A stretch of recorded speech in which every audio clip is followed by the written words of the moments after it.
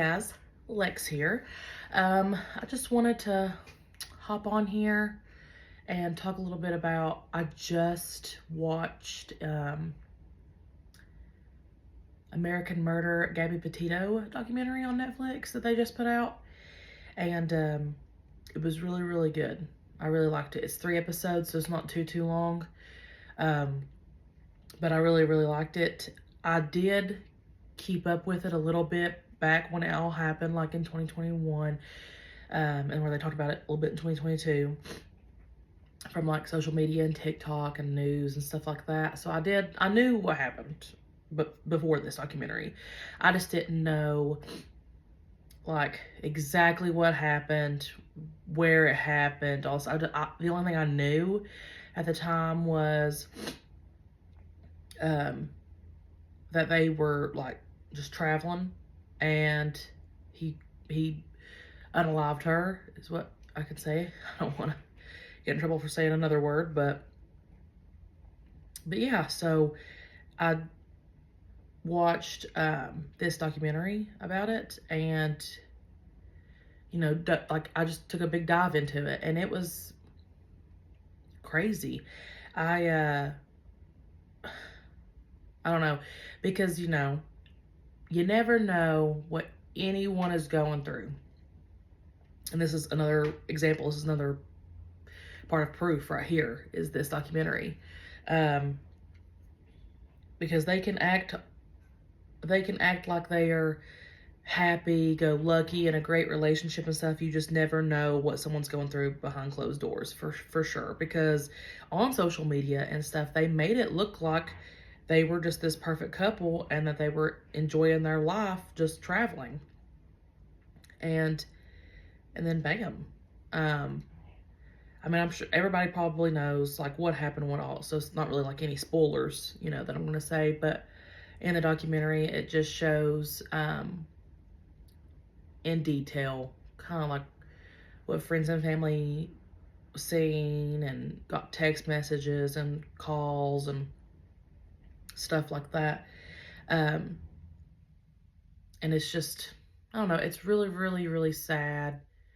She was so young, and at the end of it, the last episode, Brian had unalived himself, but he had wrote like letters to his family and stuff, kind of just saying like that he loves them, goodbye, I can't live without her, so that's why I'm doing this, but kind of like said like why he did it, pretty much, and that she had fell or some really hurt herself, and she fell into the freezing water because the temperatures had dropped.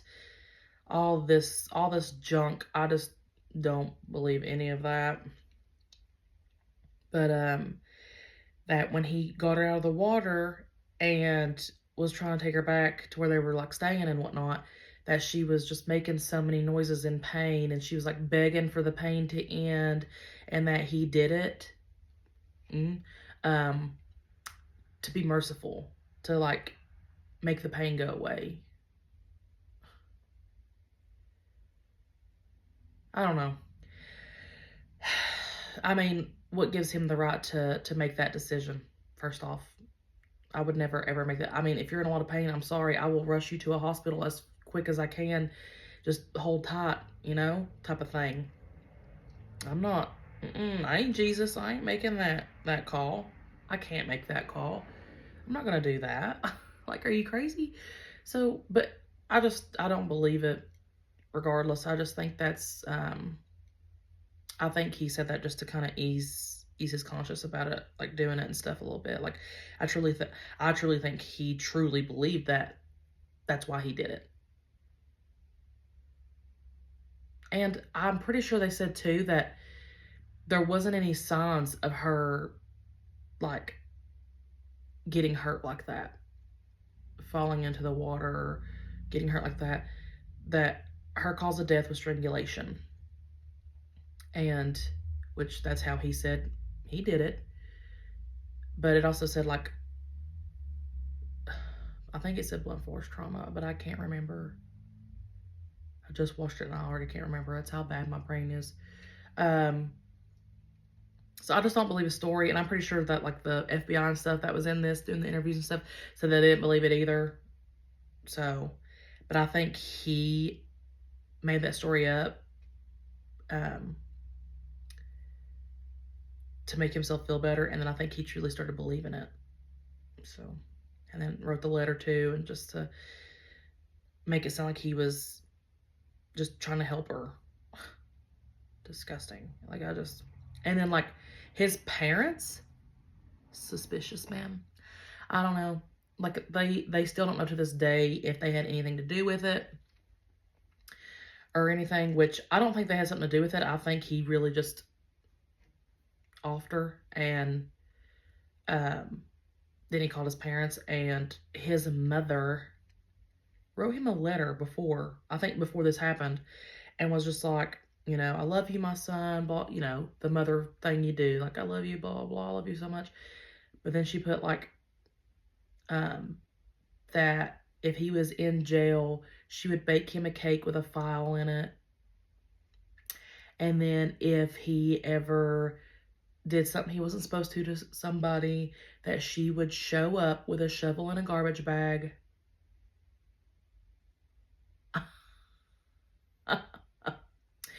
My mother loves me, but she would never say that. She'd be the first person to turn me in. Like, say I did something like that, called her mom, like, what am I supposed to do? And she'd be like, I know what I'm doing. I'm calling the police. Like, you know what I mean? Like, I don't know. But, and then the dad wouldn't answer questions, and he immediately got them an attorney. So that was suspicious too. When at first they were like, oh, we know nothing. Okay. Yeah, you did. Or you went and called an attorney. And then you're trying to hide them out. I feel like that's just, what is it?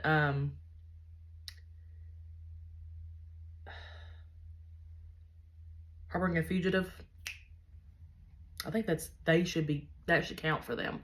Because they had their son there at their house. They wouldn't speak to the cops. They wouldn't help them out. They wouldn't let their son out. Like, they should get in some kind of trouble, in my opinion. But whatever. I do feel bad for Gabby's family and friends. No one should ever have to go through that. But, I mean, I know it does happen a lot. And at the end of the last episode, it even talked about on a news channel that there are so many missing persons out there, like now, you know? And I mean, I'm not stupid. I know that. But it's just like, it almost feels like nobody's doing anything.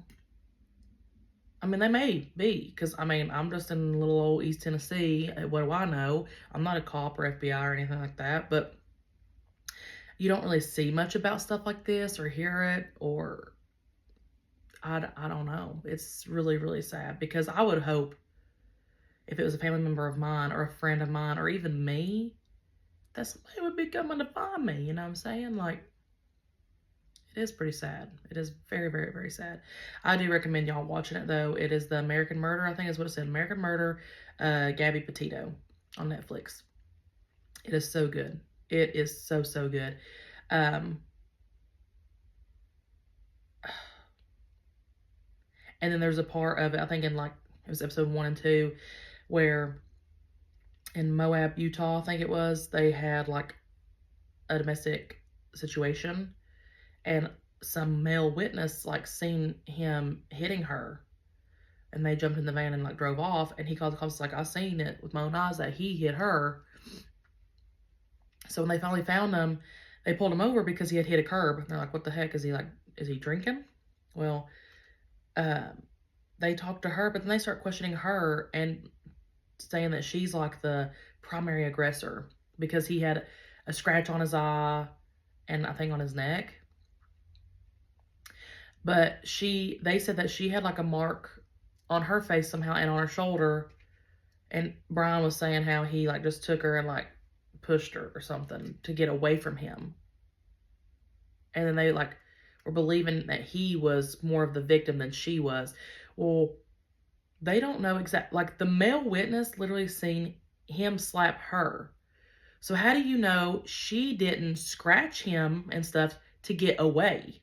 How do you know she wasn't the one pushing and like just kind of like taking? Because I'm telling you this right now, if there's some man or woman, whatever, if there's anyone that's gonna come up in my grill like that and either be in my face or hit me or whatever, I'm going to do whatever I can to get them away from me, whether that be scratching them, punching them, kicking them. I'm going to get out of that situation. I'm going to do self-defense. So how do they not know that, oh, he has scratches, so that makes him the victim? How do you not know that she was the victim? She got slapped, so she was trying to get away and she scratched him. You had a male witness saying he's seen him hit her. So when I pull them over, if I was the cop, I'd be like, okay, well, I have a witness here that's seen him hit her, and now he has a scratch or whatever. So I would automatically think he hit her, she's trying to do self-defense and scratched him. I mean, I don't really understand. I don't know how it works. I've never been a cop, so I'm not going to try to tell them how to do their job. You know what I'm saying? Because I don't like somebody coming in my office and trying to tell me how to do my job when I know what I'm doing. You know what I mean? So I'm not going to go on here and be like, they should have done this and this and that. I don't know how they're trained. I don't know how it feels to be a cop. I don't know the stresses of it. I don't know. But I just think if I was a cop, that's kind of what my mindset would have been. That I already have a witness seeing that he had slapped her. I see scratches on him, so I'm assuming she's trying to do self-defense and just kind of like calm him down, get him away from her or something. But I don't know. Trying to think of other. My first red flag for that was episode 1, where she found this friend, I think her name was Rose, that they were really getting close. They hung out all the time, but Gabby really wanted to do the van life vlog. So she worked all the time at Taco Bell, all the time. I guess to just get some money going, get the van to save money. So when they're on the road, they have, money to eat, shower, stay somewhere, whatever they got to do. Okay. So she worked a lot, and then she'd go hang out with her friend because Brian's parents would make her feel very uncomfortable the longer she was there. So I wouldn't want to stay there all the time either. I would only want to come there when it was time for me to go to bed, So she would hang out with her friend a lot, and he would get so jealous and be like upset and mad at her and texting her like kind of like psycho, like, you know what I mean? Like saying that, I don't know. It was just crazy. You'll have to watch it because I can't remember exactly what the texts were saying. And like I said before, my brain, I have short-term memory. I can't remember episode 1 now. But they were supposed to go line dancing or something, but they needed ID. And she got, I think it was like a 30 to 40 minute drive to her friend Rose's house. She got close and she had to go back to his house because she realized that her ID was not in her wallet. Or no, she didn't have her wallet. I can't remember which one it was. So she had to turn around and go back to his house. And Rose was concerned because it was like over an hour and a half she had been waiting for her. And she's like, I know that's not that far of a drive. Like, I'm going to text her. And she's like, are you okay? And she's like, yeah, I'm sorry. I'm on my way now. Me and Brian got in a fight, blah, blah, blah. Well, it turned out that before she left, he hid her wallet so she couldn't go. Like, he didn't want her to go, so he hid it. That's just crazy to me. Like, she's a grown woman. If she wants to go hang out with a friend, let her go hang out with a friend. I don't know. So that to me was like one of the first like red flags to me. Like, I would have been like, nah, that's a little much. Like, you're just my boyfriend. You're not gonna be taking my wallet, sugar muffin. Like, I'm not even letting my husband now take my wallet. You best believe. But you're not gonna take my wallet. You're not gonna tell me who I can hang out with and who I can't hang out with. Like, I'm an adult. I'm a woman. Like, don't, red flag number 1 for me. I would have been like, yeah, I'm gone. I'm moving back to New York with my family. And then number 2, which there was a lot of like red flags to me during this whole situation. But then number 2 was like that Moab situation where the witness seen him slapping her, all stuff. I would have been gone immediately. The cop made him go to a hotel for the night, and they were not supposed to have any contact till in the morning. They did. Later that night, they like got back on the road and went somewhere else. No, if I was her, I would have been like, I can't believe he hit me. I can't believe I had to do self-defense on myself, or whatever the situation was. Either way, they put their hands on each other. That's a no-go for me. I would have took my van, because the van is in her name. It says it in the here. And I would have drove on home. I would have left him hanging there. I would have left him. He could figure out his way home. Get your plane ticket. Because apparently he went home at one point. I guess he flew home to clean out a storage unit or something. I don't even know if that's true or not. But I think that was true. I don't know. But he flew home. He could fly home again. And your mommy loves you so much that she would literally help you bury a body, that I'm sure she'll buy you a plane ticket home. You know what I'm saying? So I would have drove my happy butt and my van back to my parents' house and never have spoke to him again. That's just me. Okay. That was the flag number 2. Other flags are him just like, I don't know. He just, like, everybody like liked him because they said that he was nice, but there was something off about him. If you have that gut feeling like something's not right here, or if you just have that gut feeling that something's not right, he's not right, she's not right, something's up, then you're more than likely right. My mom always said, I know this is completely different because it's like school, but in school, I was terrible at taking tests, especially if they were timed. I'm slower. I like to make sure I read things correctly. I like to make sure that I'm trying to figure out a problem or anything like that. I'm trying to make sure I do it correctly. I want to make a good grade. So I'm slower at timed tests. But anyway, she always would say, well, go with your gut answer. If you pick A, because it's just what your gut is saying, but then you go and turn around, erase it and do C, more than likely you're going to get it wrong. And I always would. I would get it wrong. My gut answer would always be right. Same situation, kind of. If my gut is telling me that this guy, there's something up, like say she was my friend, I like to see my friends happy. I do, but if I have a gut feeling that something's not right and I just don't like it, I'm going to tell him. I'm going to be like, hey, like, you don't have to listen to me, but I'm just going to tell you now, he seems nice, yes, but I just have this gut feeling something's not right, and I don't want you to be with him. And then they are their own person, and they can take that with them. If they don't listen to you, you at least tried. You know what I mean? Like, I'm always about trying. I don't ever want to not try and it be like well, if I would have tried, it could have been different, you know? But they were, like, everybody was saying that there's just something not right about him. I don't know. I don't have any children yet, but stuff like this makes me so nervous to have children, in all reality. Because the world's only just getting worse, you know, and I don't want to see my son or my daughter or both get into trouble or something happen to them like this or anything like that. I just don't want to see it. It is scary, and I feel bad for her parents, because they lost their daughter, you know, and what parents always say, no parent should ever lose their child. You know, it's not really how, I mean, things happen. There's always a reason for everything. But, you know, most of the time the normal is the parents should die first, and then, you know, kind of like, I don't know. But things do happen. So, I just hate that she had to go through that, because I'm sure it was scary and painful Like, she thought she loved this dude, and then here he is doing this to her.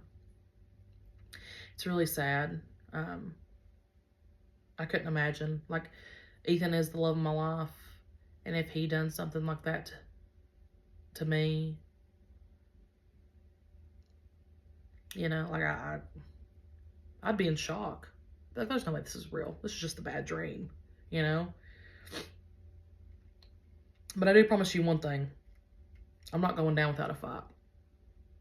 100%. I will have their little skin particles under my fingernails so that way the cops can dig under there and do a little test on it and be like, yep, you know? I watch a lot of crime stuff. Crime documentaries and shows and stuff are my favorite thing to watch. So I kind of know what to do if something like that happens to me. But like I said, I'm not going to just scratch. I'm going to go down with a fight. Like, I'm going to try to win.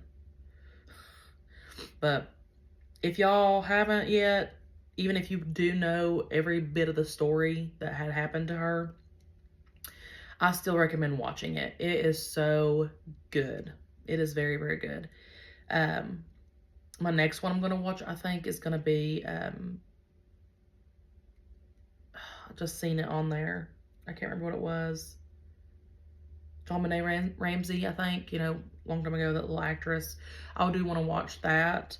I've watched a lot that I could probably, but it's been a while since I've seen them, so I probably wouldn't be able to talk about them. I would definitely have to rewatch them. But I don't know if I'd be able to be honest. Like, because some of them are so, so sad that I was like, this is really good to watch, but I don't want to watch it again, type thing. Like the,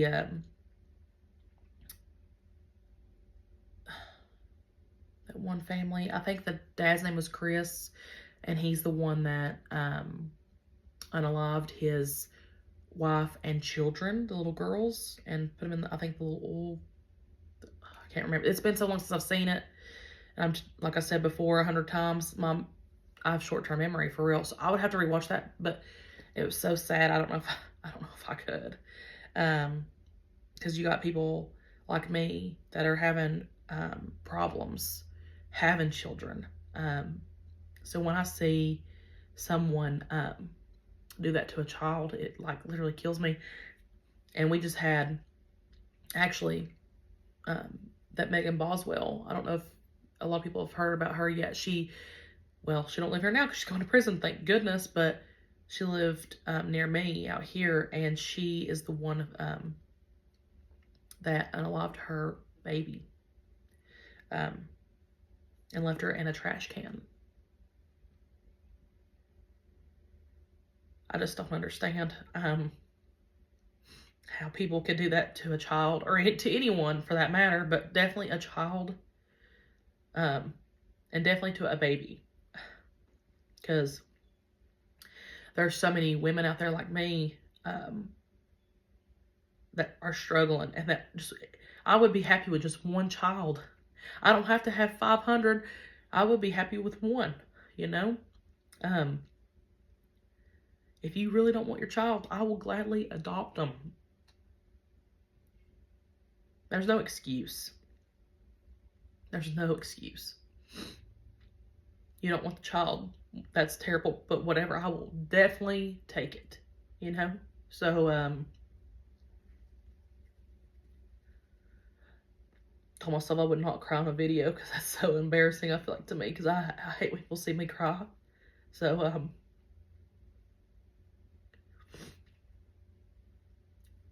I don't know if I could do any videos of like the Megan Boswell trial. I don't know if I could do it. I couldn't even really watch it, to be honest with you. So, but yeah, if you